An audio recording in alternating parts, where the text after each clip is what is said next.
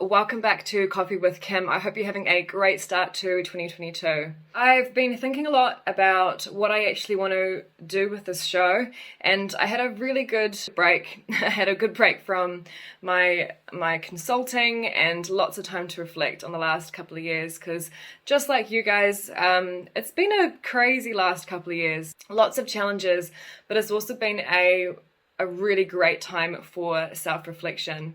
And I don't know about you guys, but I've done a lot of self-reflection over the last couple of years. It's been really awesome, and there's so much that I want to talk to you guys about, and I find it really difficult to get those across over like just Instagram posts. That's just, it's really not my thing. So I like to be able to connect with you on a deeper level, and I hope that that's something that you get out of these chats. So what we're going to be covering today is, firstly, like my main mission for this show, like why am I setting this up? What's the why behind it? And then I'm also going to be talking you through my own personal health story. There's been two situations which kind of stand out for me on my health journey. One of them I talked about a bit, which is going through the eating disorder. There was also another time as well in my life that has really stood out for me as a period of time where my health just really went off track, not just like physically but mentally. And the reason I want to share this with you is to let you know that you're not alone on this journey of self-discovery and the journey of, becoming your healthiest self. It's kind of ongoing. And just because I'm a nutritionist and I'm a women's health coach, it doesn't mean that I don't have my own struggles. It doesn't mean that I just breeze through life with this easy, healthy lifestyle that's, a breeze to maintain. It's really not the case. In the first episode that I did of Coffee with Kim, I talked about this concept of just because we have the knowledge, it doesn't mean that it's easy to apply it.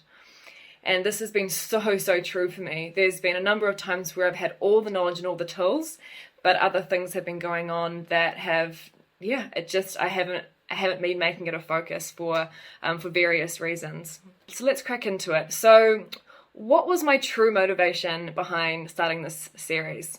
I've been thinking about this. I've known that there's this massive need to get out there and like talk to you guys and about this sort of stuff, and I've been thinking about why, what are some of the reasons why this feels so important to me. And a couple of things have come up. So firstly, I really want to make conversations on hard to talk about topics more available for women to hear and to be a part of as well. So topics like body image, anxiety, like mental health, like disordered eating behavior, they don't always come up, I know, in your conversations with your friends and your family. And I just want to say, I know that I've been really, really privileged, and I'm really lucky that I do get to have these conversations on a weekly basis. Firstly, naturally, because of my work. So as a nutritionist, I've been a nutritionist working with women for the last 7 years who come to me specifically to talk about their body image, like things like their disordered eating behavior and often their mental health. I've been able to have those conversations for a long time. But I'm also really lucky to have girlfriends and family who are also really open to those chats. And the benefit that we get from those chats is we stop feeling so alone in what's going on in our minds. And something that's really stuck out for me is, when I work with women in clinic, they will often say, one of the most value that they're getting from these sessions is it's finally a chance to actually talk about this stuff. And I just cannot imagine for myself, like how I'd be dealing with that if I didn't have anyone to talk to about it.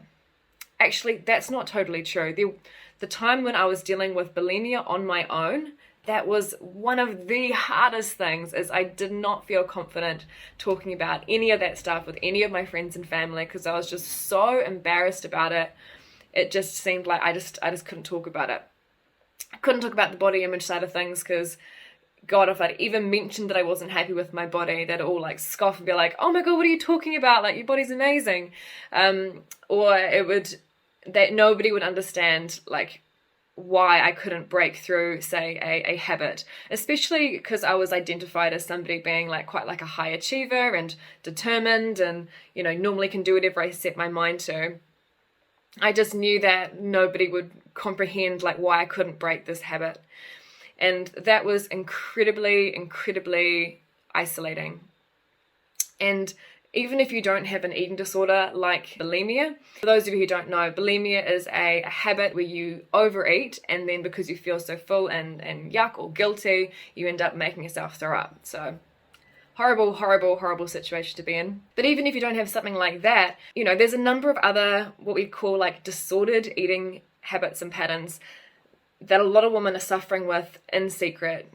So things like binge eating late at night, or secret eating, emotional eating, and those habits can create feelings of shame and guilt and frustration and embarrassment. And I also don't feel like body image is really something that we easily talk about with our friends, because it's hard to know how to handle it. We're not psychologists. I mean, unless you are a psychologist, but, you know, for those women who, you know, you're just trying to be there for your friend, it can be really difficult to know what to say if your friend's, you know, really putting herself down. And I think we often don't want to burden our friends as well with talking about not feeling comfortable in our bodies. And it's also something that gets kind of brushed off in like a ha-ha way. I don't know if you girls have experienced that. You might be like, oh, I look so bad in that dress. And they're like, oh, no, you look fine, like, ha, ha, ha. And it's just really, like, skimmed across. So in these, so for these episodes, I want to bring forward these tough conversations so that you can become a part of the conversations, and you've got somewhere to go to feel like you're not the only one thinking about this stuff and going through it, because I can tell you, you are absolutely not. So that was the first reason to bring these conversations in. The second reason is I want to actually document my learnings and take you on this crazy journey that I'm on, both personally and professionally. And when I say document my learnings, like the last time I was doing these episodes, I took more of like an educational stance, and sort of just straight up teaching you kind of what I know. And I will still do my best to do that, but I'm just going to be honest with you, I am still learning, and I will be learning for the rest of my life. And something that I want to make sure that I keep you updated on all the new learnings that are coming in. We are in a really interesting space right now in terms of the nutrition industry and the health industry. There's so much debate going on. There's research papers saying one thing, and then another bunch of research papers saying another. I hope that you can be okay that I'm doing the best that I can in the moment, and that things might change, and that's okay. And I kind of want to be a role model in this sense, because I feel like as humans, there's so much like guilt and anxiety that we have, worrying about what other people think, and also worrying about getting things wrong. But at the end of the day, like, we're always going to get things wrong. You know I'm going to get things wrong sometimes, and I hope that by me just being brave and jumping out here and doing the best that I can, knowing that I'm probably going to fall on my face at some point, I hope that inspires you to, to give yourself permission to try things, stuff up, get yourself back up, and there doesn't have to be any shame or guilt attached to that. And you most certainly don't need to take on criticism from others if that's the case as well. So I hope we can all stand together and give each other permission to trial things, get them wrong, and get back up. So let's jump into my personal health journey. I've learned so much about health, a lot of it through my own journey, and something I'm thinking a lot more about these days is not just physical health, but also mental health. And I think that has stemmed from, well, firstly, a lot of reflection on the issues that come up from conversations with people through my coaching and through consulting. And also, there's just been a lot more awareness, I think, in the world around mental health as well. And it's just such a huge issue. I'd say most of the people that I've worked with, we've ended up talking about mental health in some way. even if they're coming to me with nutrition. Particularly something like anxiety is a really common one that comes up, especially for women. So I'll give you a bit of a backstory about my health journey. So I actually grew up in a really healthy family, to be honest. Health was a really strong value that was installed to us kids at a really young age. Even just conversations at the dinner table talking about how, mum and dad from the age of like 21 to like 30, they were pretty much doing triathlons. And if they weren't doing triathlons, if they were overseas, they were like cycling around Europe. So we got brought up in this family around health and fitness. My parents were also high achievers as well. And mum got like top grades at university. My dad now does really well for a bank. And, they've always worked incredibly hard. It's always been about work hard, do the best that you can. So there's been so many positives from that. Also some challenges. Other thing that I grew up with was this value around thinness. And I don't know if my parents did this on purpose at all, but I definitely grew up with this value around like thinness being like a good thing. We are a relatively small-bodied family as well. And I know now how much of a privilege that is. And that's why I'm actually very careful not to show my body too much on social media, especially when you're trying to help people feel better about their bodies, because I've grown up in a really thin, privileged body. It doesn't matter what some women would eat, they will not look like me. You should see my sister. My sister's the same size as me. My mum's bloody tiny. My dad's still got a bloody six-pack. My brother's like tall and skinny. Like, we're all just skinny people. And we've all got pretty good metabolisms as well. So none of us stay in these small bodies from doing anything particular with our food. That was kind of how I got brought up. Things started getting a bit more complicated for me when I turned 14 years old. So up until then, I was just breezing through life from like a health perspective. My mental health, I think, probably actually started suffering more in primary school. I was actually a very introverted kid. I didn't really get along with any of the girls in my year. I think I've always been quite a lot in my head, and that hasn't necessarily helped on like the social side. Things got really bad in intermediate school. So when I turned 14, I started to develop, and I got bullied as well. And through the body developing, that's when I started getting really insecure about my body, because what happens to most 14-year-old girls, right? We end up putting on a little bit of weight at that time. That was really daunting for me, especially having these kind of strong like family values around thinness and body fat. And then when I turned 15, that's when I developed an eating disorder. And that started for a couple of different reasons. One of them was definitely this sort of change in my body, and I was like, I don't know, I was really scared about seeing those changes, and then I tried to control my food. And then the second was actually through meeting a boyfriend, and that brought up a whole lot of new insecurities as well. And I just remember thinking, I'm a girl, I need to have skinnier legs than this guy, and as most like 14, 15-year-old boys are, like they're like stick figures, and then here's me developing. And then next minute, I'm striving for this body that is just not possible based on where, like, the way that I was developing and who I was actually comparing myself to. Which is really crazy when you think about it. Like, you'd think that, women are always comparing themselves to women, but I bet I'm not the only one out there who's actually compared their body to men. How many of you girls feel like, you need to be having, smaller legs or smaller arms or a smaller body in general, like than your boyfriend? Even just speaking this out loud, I've just realized how, again, that's something that I don't think many women speak about, is it? So there you go. I was comparing my body to a boyfriend at 15 years old instead of the girls. This full-blown eating disorder hit me at around 15.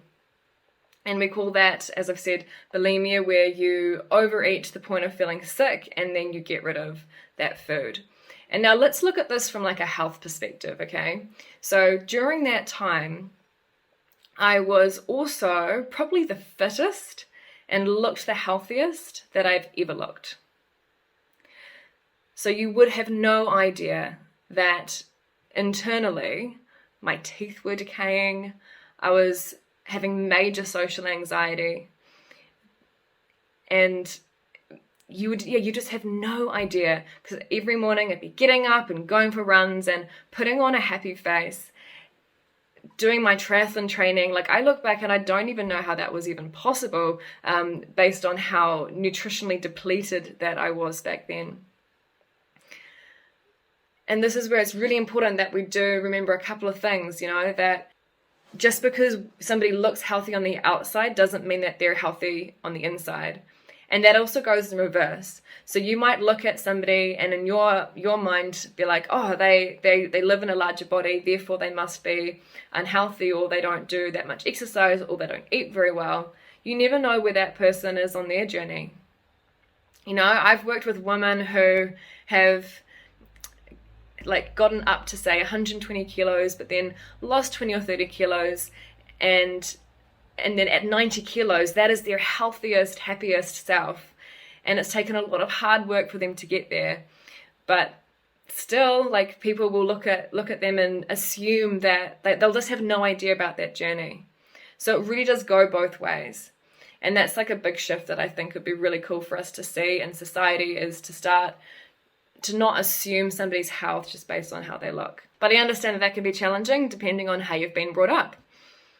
The only reason I'm able to accept that so easily is due to the research that I've looked into, weight science and health science.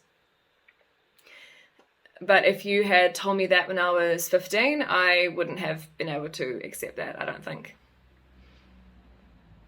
Anyway, so back to my, so in terms of my health journey, I would say that this period of time with bulimia was one of the least healthy times of my entire life, in terms of I was depleted, I was undernourished, but more than that, mentally, I was just so bad.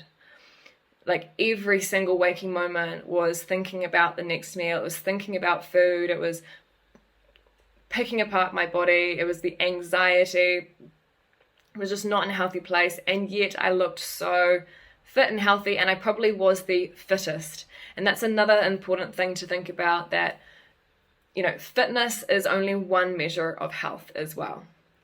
You could be super, super fit, but everything else could be crumbling around you. If your mental health isn't good, if you're nutritionally depleted, if your stress hormones are all out of whack. I would invite you, through listening to this episode, to think about what is your definition of health? How do you measure health? Do you think about it in a holistic sense? Or do you find that you kind of narrow your focus into one or two areas? Do you assess your health based on how fit you are? Do you assess your health on just your energy levels, or how much weight you can lift, or how good your nutrition is, how perfect your diet is? How do you measure your health? I'm kind of on a journey, and the reason I'm sharing my story is it's through these different experiences that have got me to where I am today, where I'm a lot more able to reflect on my health and think about health in a much broader sense, as opposed to narrowing in on these really specific things. Without taking too long on this story, I did manage to beat this habit, and I'll talk about that probably in another episode, because that's a whole another story in itself. How do you break through an eating disorder? Especially because I didn't actually get any therapy around it. But after that, I ended up jumping into bodybuilding, and that was another interesting experience as well. So if you've ever been in the gym scene, you may know somebody who's done bodybuilding. How I describe the life is, when you're weighing and measuring all your food, you're really focusing on sticking to specific calories, and you exercise kind of specifically for muscle growth and getting lean. And on reflection, I'm going to say that potentially was also one of the physically healthiest times of my life as well. I was strong, I was lifting weights and I was building muscle. I think my hair got really, really like good and strong because of all the great protein that I was eating. But then there were other elements to that when I look back that also I wouldn't consider very healthy for me. One of them was eating a heap ton of processed foods, but not the kind of processed foods that you're thinking of. You might be thinking McDonald's and KFC and maybe Doritos, but I was eating what I call diet processed foods. So this would be a lot of protein bars, like Atkins bars, heaps of like protein powders, a lot of anything that's got artificial colors and sweeteners in it, to make up for the lack of calories. That was the kind of food that I was putting into my body. And again, physically, there were some good elements to it, but there were also some negatives. So the types of foods that I was putting into my body like weren't good.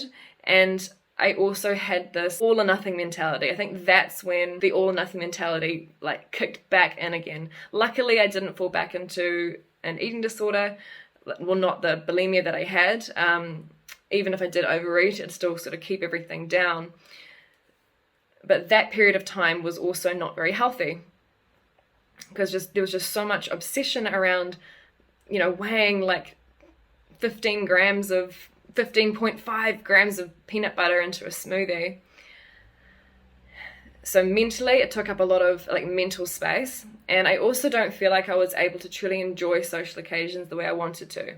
I actually remember that it was that summer where I just felt so misaligned. Like, I love summer. I don't know if you follow me, but I love the beach. Like, I'm a real summer baby. And that summer, I think one day I drove from Mangawai all the way down to Auckland to go to the gym for like half an hour. And it was like a beautiful sunny day instead of joining my family on the beach for a swim. And I wasn't doing it because I wanted to. I did it because I felt like I really had to. It's a good example of reflecting on a time in your life where maybe it seemed healthy in some areas, but there were other areas that weren't so much. So I was able to come out of that, which was great. So I eventually realized that, this really isn't aligning with me. And something that really saved me was getting into what I call the whole food approach. So I was really lucky and managed to get a job with a lady called Karen Zinn after my nutrition degree, who specialized in a whole food way of eating. She also specialized in low carb, high fat, and I'll talk about that more when I do an episode on my professional journey. Today I'm going to keep it to health, but that honestly, that almost saved me. And there's a reason why I'm so passionate about supporting the whole food movement, is because from my personal experience, that's what got me out of the food obsession.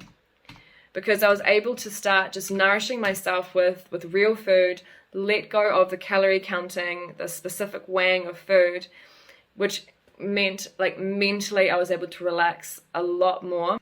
And in terms of finding balance with processed food, I can't remember exactly how I navigated that one. I'll have to think about that. I think at that point I was just sick of being totally obsessed with food, and I remember just deciding I was going to adopt a whole food way of eating, and I'd still have the occasional processed food if it was there, but I was no longer letting it control my life. What's funny though is when I switched to more whole foods, I actually ended up putting on quite a bit of weight. I could reflect on that and say, well, I potentially gained 3 or 4 kilos, but internally I was super healthy. That was kind of the end of, I'm almost going to say the end of one chapter. I ended up just carrying on with life. I did some travel and that was amazing. Didn't have any issues around food. I carried on working as a nutritionist. But then I went through another phase, and this phase I have not actually spoken about yet. It was about three years ago now. I went through a breakout after being with the same person for about 8 years, which is actually a really, really long time.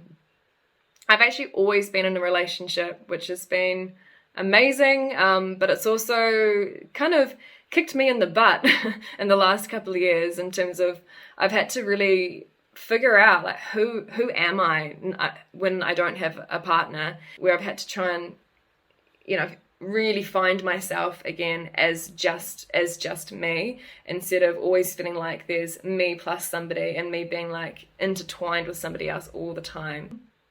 That has been a challenge, but one of the things I'm most proud of myself for achieving over the last couple of years. I was essentially lost after this 8-year breakup, and it really spiraled me into a whole bunch of unhealthy patterns. So I quickly met my new partner and basically like just fell head over heels in love. And I remember this time as just being like almost like one of the happiest times of my life. I was in this little like love drunk bubble, and it was like so strong that nothing else like seemed to matter. And before I knew it, my sleep was terrible. We started like partying every weekend. We had these full days just lying in bed, making love, eating pizza. I stopped going to the gym. My lifestyle just kind of went off the rails. And physically I really felt that. But what's interesting again is I still look at that time, and there were elements of that time where I was really happy, and I really think that came down to that, like how happy I was like, in that relationship.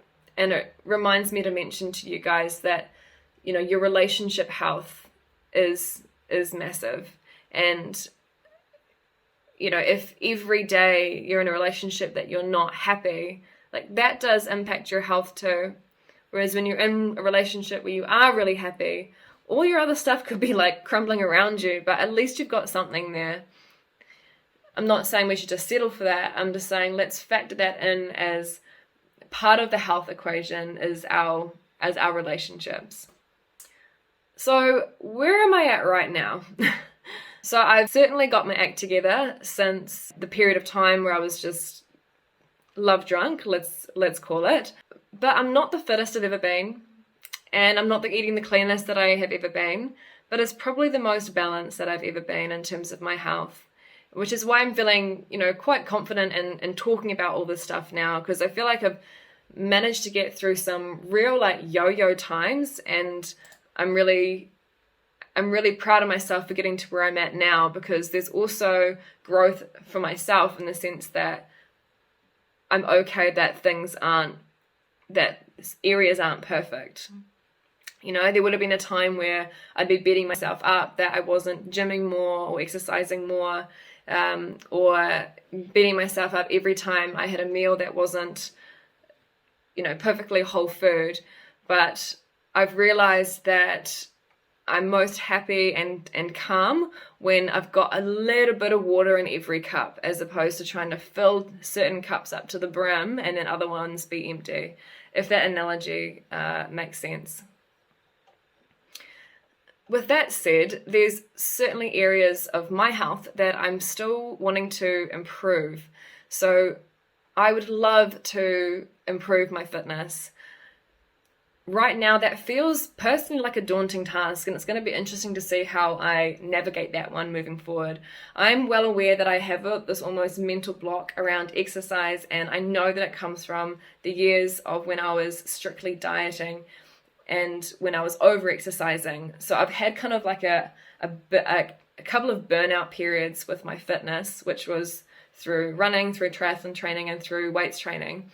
And when I try and get back into those kind of like more high intensity type activities, there's something that comes up in my brain that reminds me of that diet culture period of time. And that is something that I know I need to work through.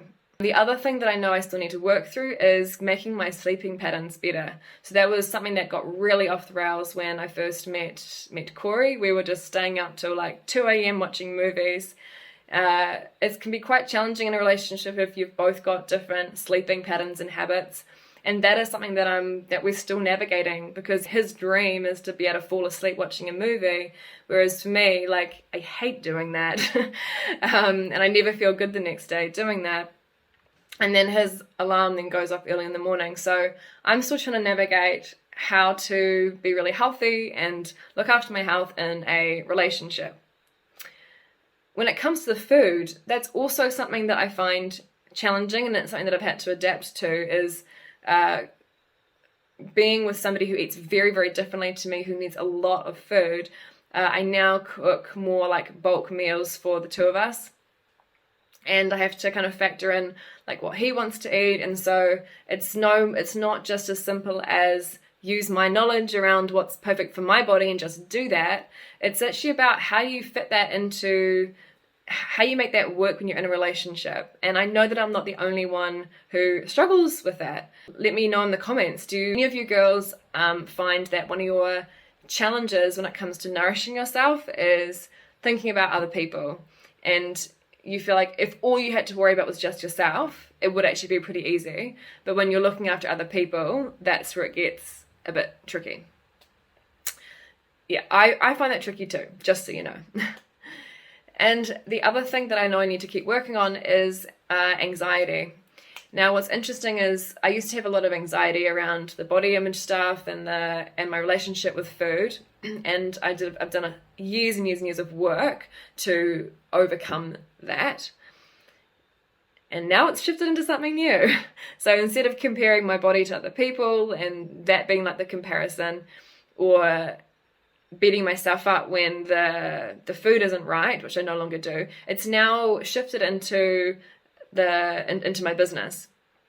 So I am more likely to get anxiety over comparing where I'm at to where somebody else is at in their journey, or feeling anxious that I'm not doing enough and experiencing that negative self-talk of you should be doing better, you shouldn't have done that, you should have spent your energy here, and that's really exhausting, and it's something that I really want to work on for myself in terms of my health picture. So my suggestion for those of you listening would be to think about your own timeline. You know, what have you learned about yourself over your life in terms of your different phases of health? And I hope what you've noticed about how I've talked you through my journey and like my reflections is there are often, not always, there are often pros and cons in certain times of our life. And even in times where you've, say, gone through like a dieting phase, I'm going to use bodybuilding as an example. Notice I didn't just write that off and say, bodybuilding's terrible, it's a terrible industry, it's all negative. I feel like that's a really black and white way of thinking. What I hope you got from it is I reflect on that and I think, okay, the positive element to that, I was getting a lot of protein and I was building good muscle, which is good for my metabolism, and you know, my hair was like, you know, really healthy and like better than it is now, like split ends and stuff. And yes, there were elements of that weren't good for my mental health, but there were also things in there that I could easily like look at and pull into the routine that I want to create, and then leave behind the stuff that wasn't helpful. I think that's one of the biggest mistakes that we make when we do self-reflection, whether we do it consciously or unconsciously, is if we have a bad experience, we will just write off everything in that experience as bad and something that we never want to do again, when often there could still be things in there that could benefit us moving forward, and that it's okay to cherry pick those things, pull it back into what you know now, and then apply it, leaving the unhelpful stuff behind. So when you do your reflections, think about, even if it's not a great situation, think about, just ask, were there any good elements to that experience that I'd like to bring in? And what do I definitely want to leave behind? Okie dokie. So that is going to conclude this first episode. I hope you guys have enjoyed listening to it. I'm really excited to take you on this journey moving forward. And next week, I'm going to run you through my professional journey so far. For those of you that are interested in what's actually happening in the nutrition space, how I'm navigating it, because that's a massive area. All right, I will see you guys next week.